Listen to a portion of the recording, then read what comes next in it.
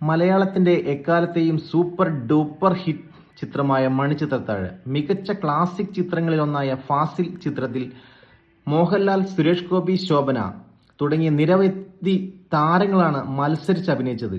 ഓരോ കഥാപാത്രങ്ങളും മലയാളികളിൽ ഉള്ള കാലത്തോളം ഓർമ്മിക്കപ്പെടും. ഓഗസ്റ്റ് 17-നാണ് ചിത്രം വീണ്ടും പ്രദർശനത്തിനെത്തുന്നത്. മാറ്റ്നി നൗവും EK എന്റർടൈൻമെന്റും ചേർന്ന് മോളിവുഡിലെ ഏറ്റവും വലിയ റിലീസായാണ് ചിത്രം എത്തുന്നത്.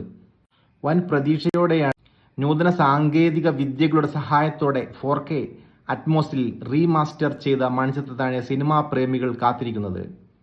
1993-ൽ ഫാസിൽ സംവിധാനം ചെയ്ത ചിത്രത്തിൽ കേന്ദ്ര കഥാപാത്രങ്ങളായി മോഹൻലാൽ, ശോഭന, സുരേഷ് ഗോപി എന്നിവരെ കൂടാതെ ഇന്നസെന്റ്, തിലകൻ, KP ലളിത, സുധീഷ്, ഗണേഷ്, വിനയപ്രസാദ്, കുതിരോട്ടം പപ്പു തുടങ്ങിയ വൻ താരങ്ങളുള്ളത്.